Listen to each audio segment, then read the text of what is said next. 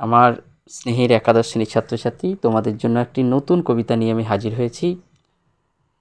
কবিতাটি বলার আগে আমি তোমাদের একটা কোটেশন বলি।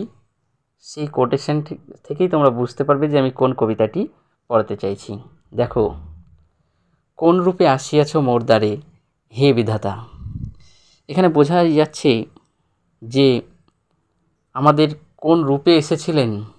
একটা গ্রহান্তরের কক্ষপথ থেকে ছিটকে এসে পড়েছিলেন এক মহামানব।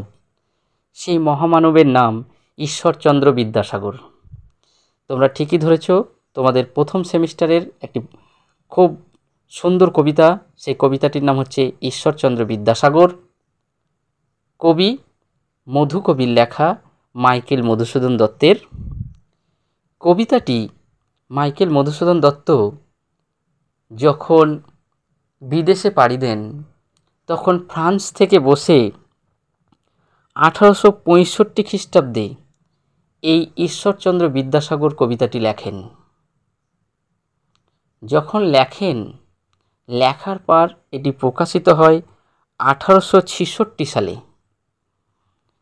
দেখো, ঠিক 1 বছরের মাথায় প্রকাশিত হয়। কোন কাব্যগ্রন্থ থেকে নেওয়া হয়েছে? এটি মধুকবির একটি চতুর্দশপদী কবিতাবলীর 86 সংখ্যক কবিতা ঈশ্বরচন্দ্র বিদ্যাসাগর কবিতাটি তোমরা যদি গুণে দেখো, তাই এর লাইন সংখ্যা হবে 14টি। 14টি যে কবিতায় লাইন থাকে তাকে বলা হয় সনেট বা চতুর্দশপদী কবিতাবলী। এর স্রষ্টাকে ইতালিয়ান কবি পেত্রাক। তার অনুকরণে বাংলায় চতুর্দশপদী কবিতাবলীর আমাদেরকে উপহার দিলেন কে? মধুকবি মাইকেল মধুসূদন দত্ত। এবং এই যে চতুর্দশপদী কবিতাবলী বা সনেটের প্রথমে লাইন সংখ্যা দেখবে 8টি থাকবে, তারপরে থাকবে 6টি, মোট 14টি। 8টিকে বলা হয়, 8টি লাইনের যে পংক্তির সংখ্যা 8টি তাকে বলা হয় অষ্টক, আর যে 6টি লাইন থাকে তাকে বলা হয় শতক।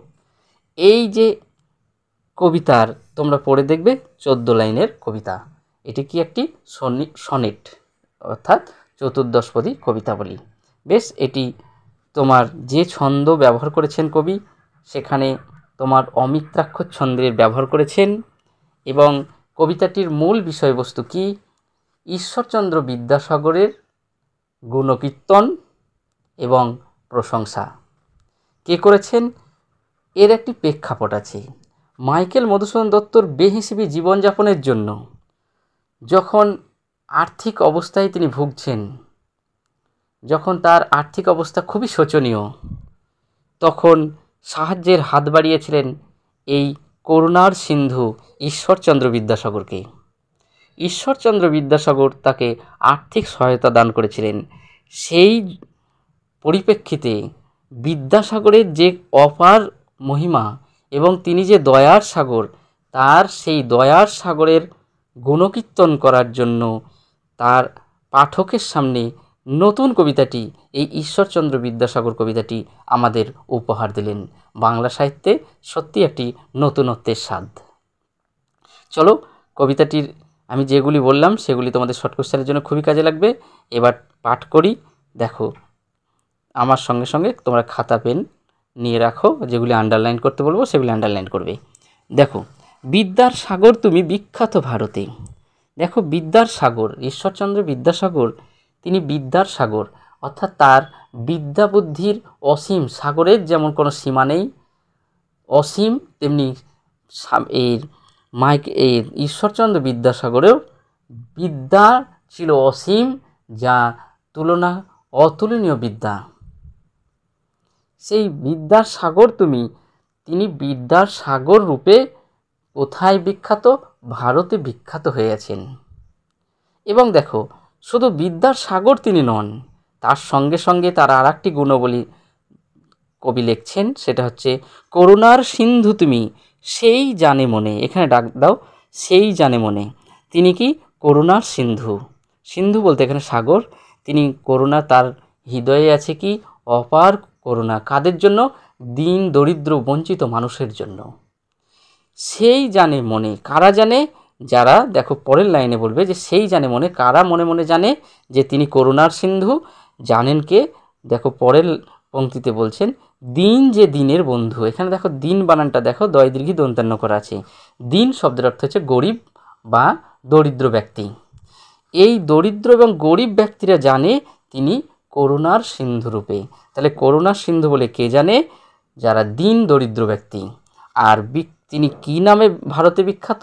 বিদ্যার সাগর রূপে। উজ্জ্বল জগতে হিমাদ্রির হেম ক্রান্তি অম্লান কিরণে, কিন্তু ভাগ্য বলে পেয়েছে মহাপর্বতে। দেখো হিমাদ্রি মানে কি? যেখানে আমরা পর্বত, যেহেতু তোমরা ভূগোল পড়ে থাকো তা দেখবে সেখানে আমাদের যে হিমালয় পর্বতের ভাগ করা হয়েছিল যখন দৈর্ঘ্য বরাবর এবং প্রস্থ বরাবর, তখন দেখবে পাবে কি সেখানে পাবে যে হিমাদ্রি, হিমাচল এবং শিবালিক, এই তিনটি ভাগে ভাগ ছিল। সেই হিমাদ্রি যেটাতে সর্বদাই বরফ জমে থাকে, সেই হিমাদ্রির মতো হেমকান্তি, হেম মানে কি? তার একটা দেহটা, সেই পর্বতের দেহটা কোন পর্বত? বিদ্যাসাগর। বিদ্যাসাগর রূপ পর্বতের কি তার দেহটা ছিল স্বর্ণের আকার, অর্থাৎ সোনার বর্ণ। সেই সোনার দেহতে কি হচ্ছে? চারিদিক অম্লান, তার ওই স্বর্ণ কিরণে গোটা জগৎ আলোকিত হচ্ছে। কি ভাগ্য বলে পেয়ে সে মহাপর্বতে, যারা এই মহাভাগ্য বলে আজ সেই মহাপর্বতকে আমরা পেয়েছি। তিনি পর্বত, দেখো পর্বত এমনি সকলে বলে কঠিন, তিনি কঠিন হওয়ার সত্ত্বেও তার ভিতরে কি আছে? দয়া, যেটা তার জন্য বলছে কি করুণার সিন্ধু। নেক্সট দেখো, যেজন আশ্রয় নয় সুবর্ণ চরণে। সুবর্ণ মানে কি? সুবর্ণ কথা অর্থাৎ সোনার চরণ। কার চরণ? বিদ্যাসাগরের চরণ, অর্থাৎ পাটি সোনার নির্মিত, সোনার চরণ। সেই সোনার চরণে, বিদ্যাসাগরের সোনার চরণে যারা আশ্রয় নেয় তারাই জানে, সেই জানে কত গুণ ধরে কত মতে, তার কত গুণের তিনি অধিকারী। সেই জানে যে জন ঈশ্বরচন্দ্র বিদ্যাসাগরের স্বর্ণচরণে আশ্রয় নেয়। তারপরে দেখো যে গিরিশ, গিরিশ কথার অর্থ হচ্ছে হিমালয় পর্বত। তোমরা এগুলি নোট করবে, গিরিশ কথার অর্থ হিমালয় পর্বত। কি সেবা তার সে সুখ সদনে। সুখ সদন কথার অর্থ হচ্ছে সুখের গৃহ, যেখানে বলছে তিনি একটি গৃহ সদৃশ। তার গৃহে যে আশ্রয় নেয় সেখানে কি থাকে? সর্বদাই সুখ এবং শান্তি বিরাজ করে। যেজন তার সুবর্ণ চরণে সুখ সদনে আশ্রয় নেবে তিনি পরম শান্তি এবং সুখের সন্ধান পাবে। তারপরে দেখো, দানে বাড়ি নদীরূপ বিমলা কিঙ্করী। এখানে কিঙ্করী শব্দের অর্থ হচ্ছে দাসী, কিন্তু তিনি দাসী নয়, তিনি তার সেবা অর্থে এখানে দাসী কিঙ্করী কথাটি ব্যবহার করেছে। এখানে বিদ্যাসাগরকে কখনোই দাসী ভাববে না, তার সেবাটা বোঝানোর জন্য এখানে কিঙ্করী কথাটি ব্যবহার করেছেন কবি। বেশ, দানে বাড়ি নদীরূপ বিমলা কিঙ্করী, অর্থাৎ যে তিনি নদীরূপ, তিনি একটি যে নদী, বাড়ি মানে দেখো ব্যাকার রয়েছে আছে, বাড়ি শব্দের অর্থে জল। তিনি নদী যেমন একটি স্বচ্ছ জলধারা প্রবাহমান, স্বচ্ছ জলধারা সর্বদাই প্রবাহিত হয়, তেমনি বিদ্যাসাগর সর্বদাই আমাদেরকে কি করে? একটি স্বচ্ছ জলের ধারা, নদীর মতো, নদী সদৃশভাবে প্রবাহমান হয়ে চলেছে এবং তিনি সেই নদীর মতো আমাদেরকে সেবা করে চলেছেন। তারপর দেখো, যোগাই অমৃত ফল পরম আদরে। অমৃত ফল কে যোগায়? অর্থাৎ নিশ্চয়ই বৃক্ষ বা গাছ। তাহলে আমাদের কি করছেন? তিনি দীর্ঘ শির তরুদল দাসরূপ ধরি, তিনি সেই বৃহৎ একটা মাথা উঁচু করা বড় বৃহৎ গাছের মতো তিনি আমাদেরকে অমৃত ফল দিয়ে সেবা দান করেন। তার জন্য কি করছে? তিনি দাস রূপে ধরছেন। কেমনভাবে? সেই দীর্ঘ শির তরুদল যেমনভাবে মাথা উঁচু করে সকলকে যেমন সেবা ফল, অমৃত ফল দিয়ে তার সেবা দান করেন, তেমনি বিদ্যাসাগরও ঠিক সেই বৃক্ষ সদৃশ, শুধু বৃক্ষ নয়, বৃহৎ বৃক্ষ সদৃশ। তারপরে দেখো, পরিমলে ফুলকুল 10 দিশ ভরে, দিবসে শীতল শাসী ছায়া বনেশ্বরী, নিশায় সুশান্ত নিদ্রা ক্লান্তি দূর করে। দেখো খুব সুন্দর লাইন বলছে পরিমলে। পরিমল শব্দের অর্থ হচ্ছে, তোমরা এক কথায় প্রকাশ ছিল আগে, সেটা হচ্ছে পরিমল শব্দের অর্থ হচ্ছে মিষ্টি দ্রব্যের গন্ধ। সে ফলমূলের তিনি কি করছেন? তার যে সৌরভ বিতরণ করছেন, কীরকম? ফুল এবং কুল এই ফুল কুল এবং সুগন্ধ দ্বারা, মিষ্টি দ্রব্যের গন্ধের দ্বারা 10 দিককে ভরিয়ে তুলেছেন। কিসে? তার গুণের সৌরভে। কিসের সৌরভে? গুণের সৌরভে, যেটা পরিমলের ফুল এবং কুল, এই কথাটির মাধ্যমে কবি বোঝাতে চেয়েছেন। তারপর দেখো, তিনি দিবসে কি করেন? শীতল একটা শ্বাস দান করেন আমাদের। কেমনভাবে? বনেশ্বরী, অর্থাৎ বন যোগ ঈশ্বরী, অর্থাৎ যেখানে বনেশ্বরী যেমন বৃক্ষ, বনেশ্বরী যেমন বন, অর্থাৎ অরণ্য যেমন আমাদের কি করে?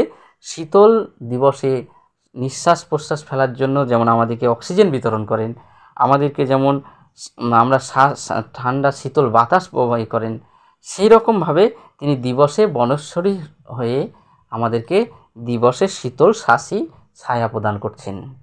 তিনি একটি ছায়া প্রদানকারী বৃক্ষ, তিনি ফল প্রদানকারী, অমৃত ফল প্রদানকারী দীর্ঘশির একটি তরুদল, তিনি বিমলা নদীরূপের মতো বিমলার জল, স্বচ্ছ জল পরিবহন করেন, তিনি গিরিশ অর্থাৎ হিমালয় সদৃশ। তারপর দেখো, নিশায় সুশান্ত নিদ্রা, অর্থাৎ রাত্রিকালে একটি আমাদের সুশান্ত শান্তির একটা কি নিদ্রা, অর্থাৎ ঘুম দান করেন। এবং কি করে? সেই ঘুমের ফলে মানুষের কর্মব্যস্ত জীবনের একটু কি করে? আমাদের ক্লান্তি দূর করেন। অর্থাৎ বিদ্যাসাগরের কত গুণ, কত শতগুণ, সেই গুণের প্রশংসা কবি এই তার ঈশ্বরচন্দ্র বিদ্যাসাগর কবিতার মাধ্যমে ফুটিয়ে তুলেছেন মধুকবি মাইকেল মধুসূদন দত্ত। এইগুলি তোমরা যেগুলি বললাম, তোমরা সেগুলি পাশে পাশে আমি দাগ দিতে বলেছি, সেগুলি দাগ দাও। একবার লাস্ট বলে দিই, দাগ দেবে কোনটা? দাগ দাও সেই জানে মনে, কে জানে। পরের কোশ্চেন দেখো, দিন যে দিনের বন্ধু, এই জায়গাটায় দাগ দাও। তারপরে দেখো, যে জন আশ্রয় লয় সুবর্ণ চরণে, এইটাই দাগ দাও। এবং দানে বাড়ি নদীরূপ বিমলা কিঙ্করী, কিঙ্করী শব্দের অর্থ কী, এটা দাগ দাও। এবং তোমার পরিমলে ফুল কুল 10 দিশ ভরে, এবং দিবসে শীতল ছায়া বনেশ্বরী, এই জায়গা এইগুলি আন্ডারলাইন করো। বেশ, এই ছিল তোমাদের ঈশ্বরচন্দ্র বিদ্যাসাগর কবিতাটি। কেমন লাগলো জানাবে। ভালো লাগলে অবশ্যই লাইক এবং শেয়ার করবে। বেশ, নতুন ভিডিও আসা পর্যন্ত ভালো থাকো, সুস্থ থাকো।